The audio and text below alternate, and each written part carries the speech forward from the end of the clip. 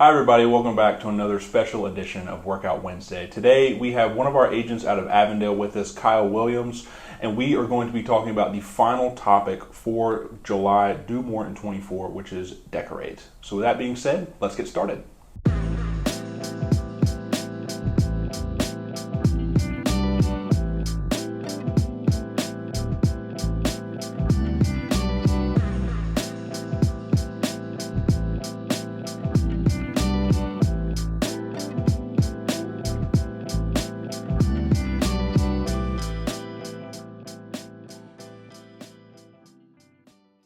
Well, thank you very much, Kyle, for taking the time out of your day to be with us. And I know you have a very busy schedule. You just came from a pre-sign, right? We did. Another one closed and off to the next one. Awesome. So, well, if you don't mind, just give us a very brief introduction of yourself, Phil. Yeah, so I'm Kyle Williams. I am born and raised in Jacksonville. I've been in real estate since 2016 with another company. I came over to the Berkshire family about a year ago now. Yeah. And have really just seen the business grow. So we love where we are. And you're with a team, right? You're with Tony? Correct, yeah. Awesome. I claim him every now and then. I know some people might be thinking, like, why is Tony not on here? Why don't they have both of them on here? And I will have him on eventually. I don't want to burn through all of our agents at first. We're starting something new. We're wanting to involve some agents, so I don't want to have both of them on because then I can't use them both individually. So we will have Tony on eventually, but that is why he's not here right now. And he is totally fine being on the other side of the camera, trust me. Yeah. What made you decide to get into real estate? So I was looking for a career change. I was in the banking world for probably about 10 years prior to, and had worked myself from a frontline job up into management, and just wasn't feeling like my creative side really being, used and exercised. So I was looking for a change, and had a friend recommend real estate, and I said, well, I guess we could try that and see. And we kind of tested it out for a year, and it kind of took off from there. And I was like, oh, well, I think we found my new career. Yeah. Were you able to draw any comparisons from being in the banking world to real estate? Saying you worked out as a front teller. So were you able to kind of take any of those skills that you've learned into real estate? Or? Yeah, so I was in their mortgage division. So I had kind of a mortgage background and that kind of thing. A lot of home equity products we had managed, and I had managed in call centers. Yeah. So I had a lot of that customer service experience kind of underneath my belt to bring into this business. So it really helped, I think, give me a kind of a good basis to start from and grow from. Did you picture yourself going in anything other than real estate? I have an interior design business that we kind of dabbled with for a few years, and I kind of used that to kind of bridge the gap between when real estate got started. Yeah. So, I wasn't a 20/20 agent where things were just, everybody was making a ton of money. Yeah. It took me about 8 months to have my first transaction, so that kind of kept me going. I did that part-time during banking, and just kind of, had to make a decision about a year into real estate really taking off of hey, which career do I want to focus on? Yeah. And clearly, this is the one I chose. Sweet. So do you lean a lot into social media with a lot of your team's marketing? Was there a time when you realized that utilizing social media was a reliable source of lead generation for your business, or was it just something that y'all were interested in and it just worked? Yeah, so for us, I've always embraced social media and that idea. It's a good way to, just connect to people and keep in touch with them. And I've tried a lot of different styles and formats, a lot of different apps and that kind of thing. And, what I noticed is that, it's one thing to post pretty pictures of a house, but when you start putting that into a reel format and a TikTok or Instagram reel or Facebook reel, whatever it may be, people tend to pay attention to those more and engage with those more than they do a photo. So we kind of transitioned our business from just posting professional photos to going into a day in the life of, or this is what we have going on, or this is a difficult transaction, to kind of show behind that veil that a lot of these TV shows show us just showing up, opening a door in a cute outfit, a nice car, and calling it a day, which is not reality. So we wanted to show a little bit more of what's real, and that's how we've taken it. Awesome. Yeah, I think one thing I love about social media, because I studied digital marketing in college, but social media is a subset of a subset in marketing, so there's no real way to study it, or you can only take a class on it in college, so you learn the crust of it. But being in it this past year, I've learned obviously that is an absolute just beast. It's the algorithm's going to change day to day, and you're not going to know what's going to work a week from now. But if you can find a niche that you can portray yourself into and tap into some kind of audience, it can be very beneficial. So that kind of leads me into my next thing, that you don't post about just real estate on your social media accounts. You have posted about gardening a lot. So I want to talk about, one, where did that love for gardening come from? Has it been something that you've done for a while?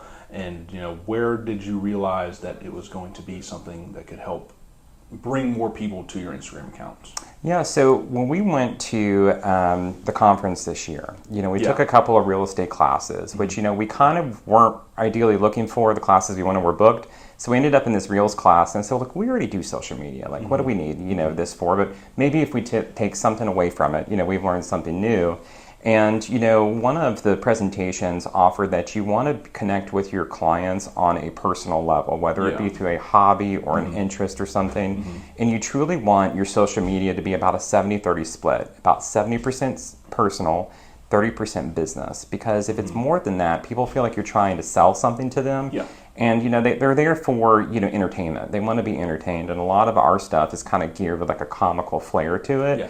And people love that and they engage with that kind of thing. So for me, I've always kind of been into gardening. When I was, growing up, I would work with my grandmother. She had a huge field next to hers where, they would have all kinds of crops and things like that. So that would be my summers, is we'd go out there and we'd pick fresh produce and that kind of thing.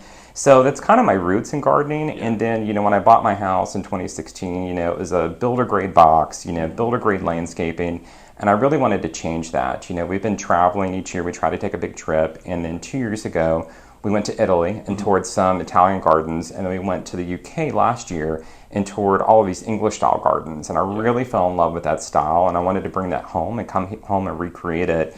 And for me, with how stressful work is and how crazy this business is, I need a way to unplug that requires me to put my phone down. And if my hands are in mud or in dirt or in compost or something, I'm not able to be on my phone. So it's a perfect way to unplug. So like any kind of creative process, there's going to be some major thing that you have to do, and it's a long step-by-step process to make it truly look spectacular. Has there been a certain part of gardening that you found that you truly love, or is there just something that every time it just clicks in your brain, like, man, this is just why I love doing this so much? Yeah, I'll tell you, for me, it's about being outside, and it can be whether I'm just walking through the yard on a conference call or dealing with negotiations and, just like deadheading something or picking weeds and that kind of stuff. For me, I really like seeing the process of something evolve. So, I have some before photos and get ready to share on my Instagram of what the house looked like versus what it looks like now. And just kind of seeing things grow and develop and knowing that you had a hand in that, you're a part of that, and without you, it wouldn't have happened. So it's fun to see. I can definitely agree with you taking something from start to finish. Something that I didn't realize when I started this job was having the creativity process completely all the way through. So a lot of what I do, I'll either be taking up an idea that I just pop out of my head, or I'll see something on a social media account that I'm like, I want to recreate that. Or you can ask anybody in our creative services office. I have 4 different notebooks where I'm literally just writing down crap, just something just to brain dump. So something I've found that I really love is taking that one small idea, whether it's I just had it in the shower or something like that, and then taking it and posting it out. Just from today. Idea of getting you onto the video, to planning it out, to asking you, to writing the questions, to setting everything up, to shooting it now and then editing, posting it out. That is something that I found has been so fulfilling. Almost, it kind of just it's just that one thing. It's kind of like your baby, you grew it and all that kind of thing. Yeah, exactly. That's cool. It's just something that you can see and you have complete control over. So it's that creative process that I have learned to love over the past year that I've been here. Now, that kind of transitions just very well into this next question. I want to talk about the aspect of finding peace in your everyday life. Many people have different ways of doing it, whether that's exercise, reading, taking a walk, painting, or gardening. How important has it been for you to be able to find those moments of peace in your everyday life? Yeah, so for me, it's about being grounded and finding a way to ground yourself with how hectic the world is, with how hectic real estate is. You have to have that moment where you just unplug. And for me, like when my hands are in the dirt or I'm trimming a bush or something like that, I'm focused directly on that task and I've turned out all the other noise. So, you know, just having like that 10, 15 minute walk through the garden with my coffee in the morning or maybe a cocktail in the evening, it really just helps, you know, reset, you know, your mind and you end up, you know, just finding yourself more grounded than when before you went out there. Awesome. Yeah, I think it's become more in the forefront, the aspect of mental health over the past several years, especially during COVID. That has become something that people are more comfortable talking about. And I mean, you hear often with men especially how we're supposed to be fortuitous and, you know, a brick wall of no emotions. And I think that's perfectly fine to do in some cases where you can be that strong figure.